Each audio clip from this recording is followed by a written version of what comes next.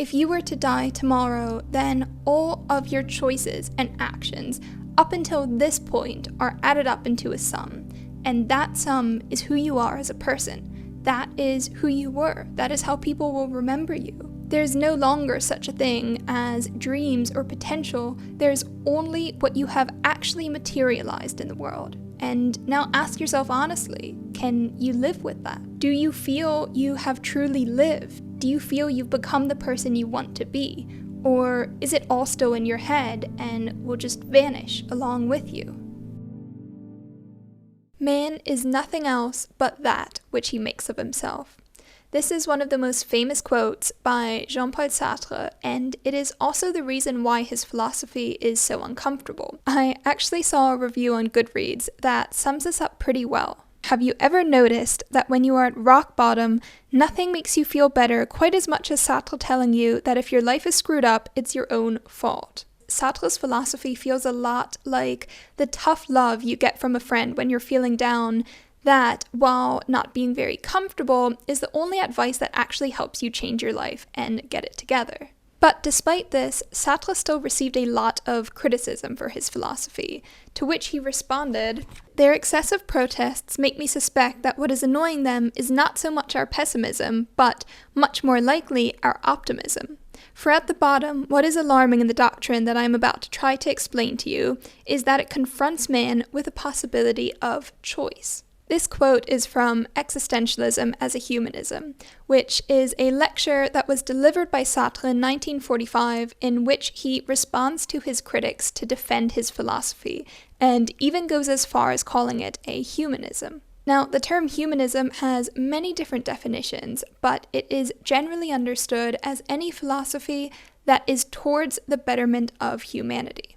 For a bit of context, existentialism was very much frowned upon at the time, and this is mainly because of Nietzsche. Now, Nietzsche was an existentialist, yet also a nihilist, which gave his flavor of existentialism a bit of a bitter, despairing taste. However, Sartre, who was also an existentialist, had completely rejected the notion of nihilism, and instead he calls his existentialism an optimistic doctrine of action. During Sartre's life, existentialism was becoming more popular as people found themselves in a world abandoned by God.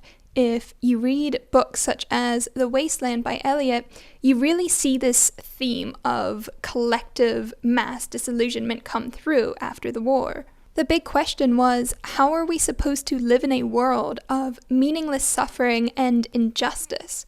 We were given no choice in our own existence, yet we still have to decide what to make of that existence. And this is why Sartre says we are condemned to be free. He states, "We are left alone without excuse. That is what I mean when I say that man is condemned to be free. Condemned because he did not create himself, yet is nevertheless at liberty, and from the moment that he is thrown into this world, he is responsible for everything that he does." And this freedom can be terrifying because if there is no external power over us, there is no divine justice, there is no purpose to life, then we alone are responsible for everything that we do. It becomes a moral free-for-all. Dostoevsky once wrote, "If God did not exist, everything would be permitted." And for existentialists, that is exactly the starting point. Everything is indeed permitted if God does not exist. So what does this mean exactly? This idea of radical freedom comes from one of the core tenets of existentialism, which is that existence precedes essence. Essence is what Sartre uses to describe any sort of meaning or purpose. We can see this in things. Think of, for example, a chair. A chair is only constructed with a specific purpose in mind.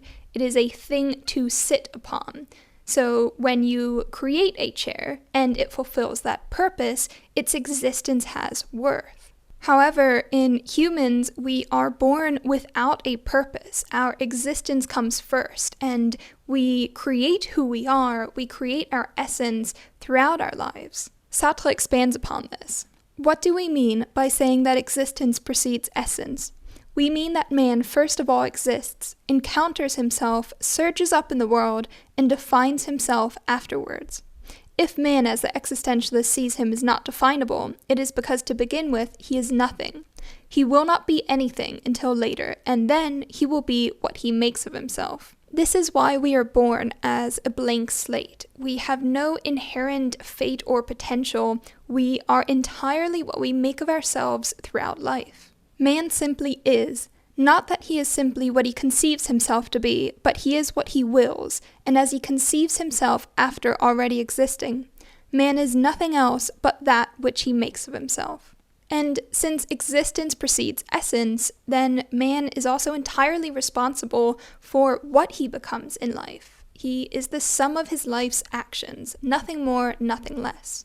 Now, at this point, you might think, what about the conditions of life that define or restrict us? You might think, I am not free in my actions or choices because life limits me. What about my responsibilities, my socioeconomic position, my biology, upbringing, etc.? And to all of these very valid criticisms, Sartre replies, yes, and you are still free within those limitations. He acknowledges that we are restricted by certain conditions in life. By his condition, they understand all the limitations which a priori define man's fundamental situation in the universe. His historical situations are variable. Man may be born a slave in a pagan society, or may be a feudal baron, or a proletarian. But what never vary are the necessities of being in the world and having to labor and to die there. Sartre even continues to define all of the things that act as limitations that can restrict us. Everything from our physical and mental capabilities, the historical time period we live in, and even acknowledges a psychoanalytic perspective on things that can influence our behavior and choices. However, none of this equals determinism, as we are still free to choose within those limitations. And all you need to do is ask yourself honestly, within your circumstances in life, are you doing everything you can to use the freedom of choice you have to its fullest? Are you making choices that benefit your health, your relationships, your passions, your happiness? Or are you avoiding this responsibility, making the same decisions and choices that keep you stuck in a life that you don't actually want to live? So yes, situations definitely limit us in our freedom. However, we are still free within our limitations. This is why you often see people from very similar backgrounds or upbringing end up on such different life paths. And this all comes down to individual choice and freedom, what Sartre describes as living in either good or bad faith. So what does this mean? What is good or bad faith? Put simply, it describes how we react to the responsibility of freedom. Bad faith, for instance, is all the ways in which we refuse or avoid this responsibility. These are essentially the ways we self-sabotage, because in avoiding our own freedom of choice, we limit ourselves and never become who we want to be. We often see this in deterministic thinking. For example, I used to have a friend who anytime I would want to meet up with her, I would give her a time that was an hour earlier, and she would still be late. And anytime I would bring this up, she would just brush it off, saying, "Oh, it's how I am, I can't help it. It's just in my nature." This is an example of deterministic thinking, and I'm sure you can think of many people in your own life who act in these sort of ways. I'm sure you can even spot deterministic thinking in yourself, because it's something we all do. However, Sartre describes this as an act of bad faith. We blame our choices on our nature, thus refusing responsibility for our actions. Because in reality, we are free in our choices. My friend was making the decision every time to be late, and through that defining herself as a person who is late, and then using all of that past experience, which Sartre calls facticity, to justify her future actions. And this is what forms these kind of negative self-sabotaging patterns. It's when we, for example, make a mistake repeatedly. Let's say you always procrastinate on assignments you get, and then because we've done this so many times in the past, we start to project this into our future, saying, "Oh, well, I'm a procrastinator. I'm not going to start on it until a few days before anyways." And then this is what we choose to do. Now, existentialists believe that we can change our behavior at any point in time. Once we become aware of it, then we can use this as an opportunity for self-knowledge. We can either accept this and then choose to change our future behavior, or we can reject it and the burden of responsibility that comes with that freedom in favor for the miserable comfort of a fixed identity. And this is exactly why sometimes, even though we are unhappy in our lives, we feel miserable, we don't like who we are, we still refuse to change because of this discomfort of responsibility. And this is one of the big misunderstandings, in my opinion, about human nature. Just look at Maslow's hierarchy of needs. What we want most isn't to be happy, it's to be comfortable. And then very often we end up making decisions in favor of our comfort that come at the cost of our happiness and fulfillment. And finally, the most dangerous act of bad faith that all of us fall into is what I will call the trap of potential. This is a form of self-deceit where there is a conflict between our imagined identity and our lived reality. Instead of viewing ourselves as the embodiment of all of our actions, we cling to this idea of who we want to be or who we could be. Sartre states, "Man is nothing else but what he purposes. He exists only insofar as he realizes himself. He is therefore nothing else but the sum of his actions, nothing else but what his life is." Hence, we can well understand why some people are horrified by our teaching, for many have but one resource to sustain them in their misery, and that is to think. Circumstances have been against me. I was worthy to be something much better than I have been. There remains within me a wide range of abilities, inclinations, and potentialities, unused but perfectly viable, which endow me with a worthiness that could never be inferred from the mere history of my actions. And this is why potential is only meaningful if acted upon. Otherwise, it is just a fantasy. And it's a fantasy that can trap us in this bubble because it gives us a sense of self-worth that our life doesn't. However, if you use this vision of who you could be as a direction to work towards, then that's a very productive thing. It only becomes a problem when we start identifying with this vision now and thus avoid taking action that would actually help us become this person. Because at the end of our life, we are only the things we have done. Sartre gives another example of this. The genius of Proust is the totality of the works of Proust. The genius of Racine is the series of his tragedies, outside of which there is nothing. Why should we attribute to Racine the capacity to write yet another tragedy when that is precisely what he did not write? In life, a man commits himself, draws his own portrait, and there is nothing but that portrait. No doubt this thought may seem comfortless to one who has not made a success of his life. He also expands on this, which is, in my opinion, one of the best quotes of his from this lecture.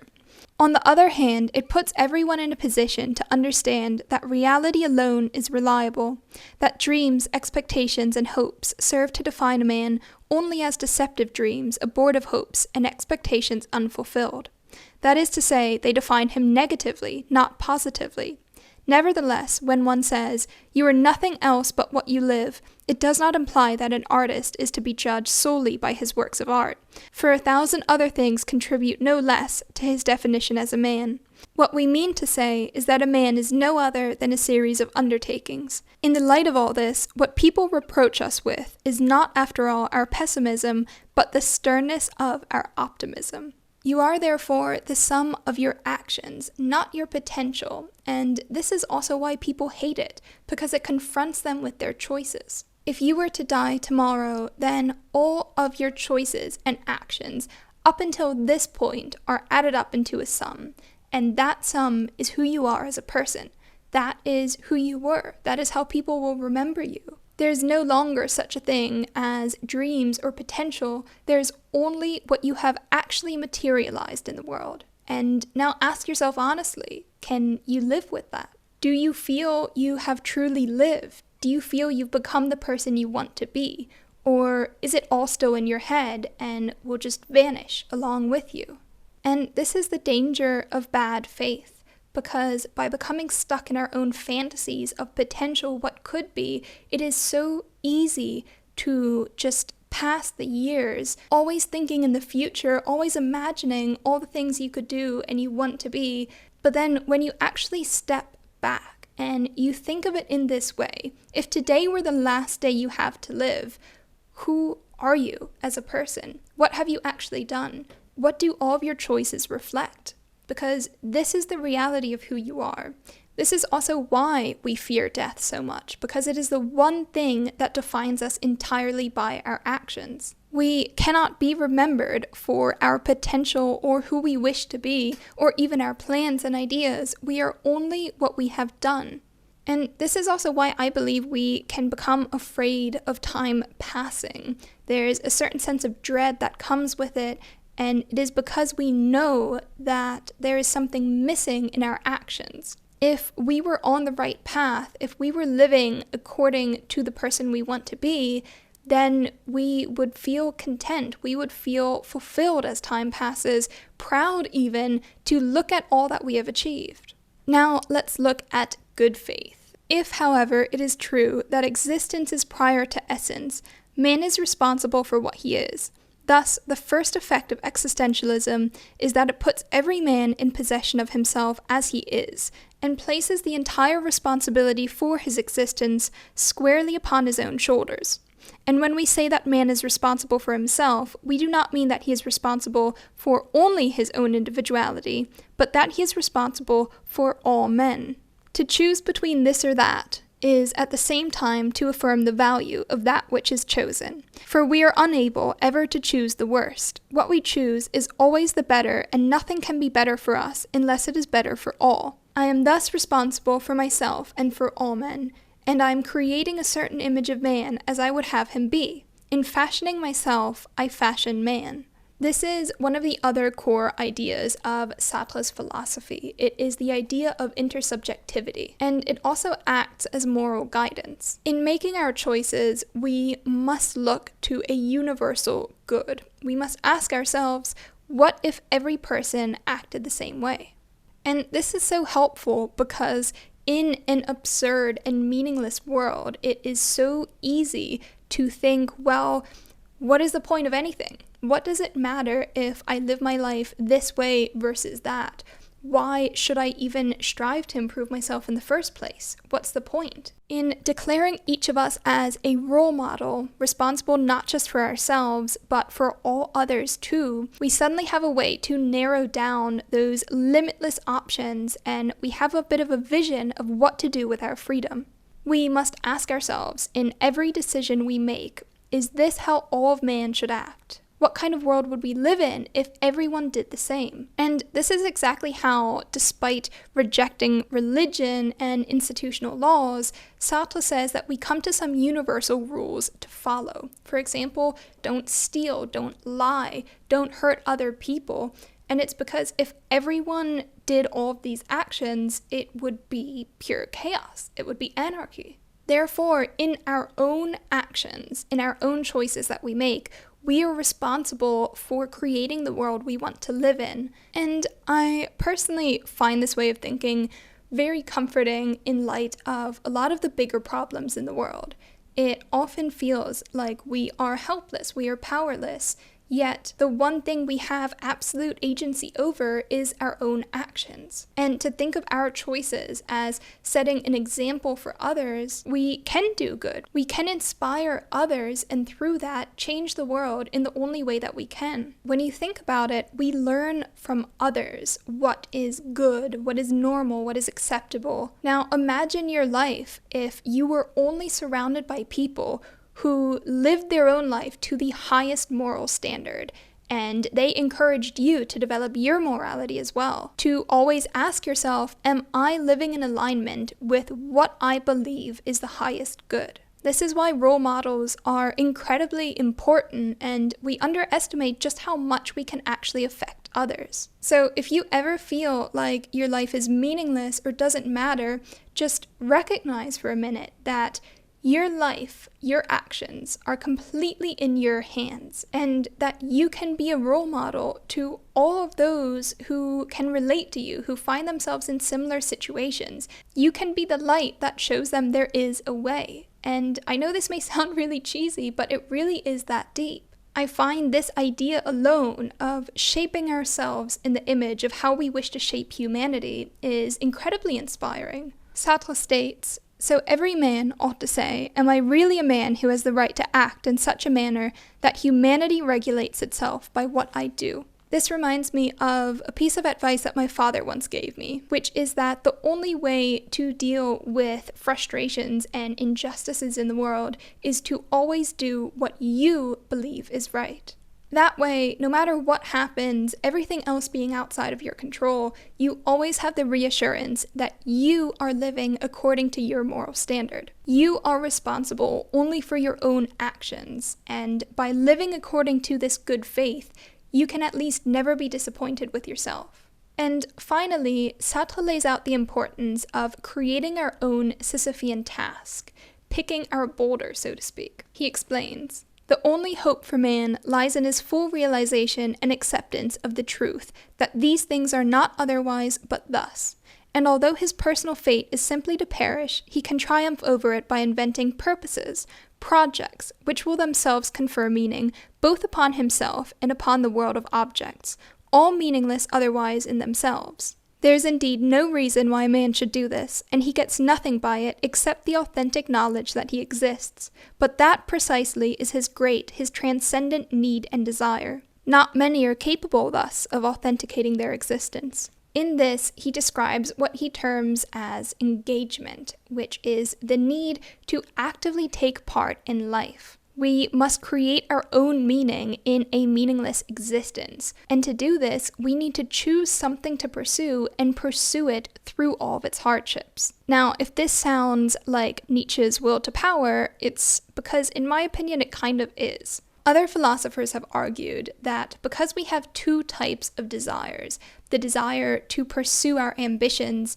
and the desire to actually obtain what it is we want, we can never be happy. However, Nietzsche claims that this very tension is where we find fulfillment. We need a game that we can never win, to always be striving, overcoming challenges that grow increasingly more difficult as through them our own power increases. We essentially need a goal to pursue that we can never reach, yet are always progressing towards. That is how we can find fulfillment in our existence. And this is also exactly what Sartre means in engagement. It is pursuing meaningful goals. So we need to create projects for ourselves. We need to do something creative to help others, to decide what kind of person we want to be, and to work towards becoming that. We need to set goals even if it seems pointless, because all of these things, the pursuit of them, this is what gives our existence meaning. No one else can give it to us. It doesn't even exist unless we create it ourselves. Sartre states, "A life is nothing until it is lived." And perhaps a lot of us know this already. We feel it deep inside. It is that feeling of dread as time passes by. It is why we dream of potential and feel disappointed when we settle, because we know we haven't yet lived. Now, I want to give you a final quote of Sartre's to end this video with. "This is humanism, because we remind man that there is no legislator but himself, that he himself, thus abandoned, must decide for himself. Also because we show that it is not by turning back upon himself, but by always seeking beyond himself, an aim which is one of liberation or of some particular realization, that man can realize himself as truly human."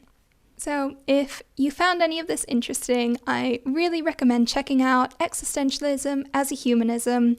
Like I said, it is a transcription of one of Sartre's lectures in which he defends his philosophy, and he explains why it is an optimistic philosophy, a doctrine of action, as he calls it. So thank you so much for watching. I hope you've enjoyed this video.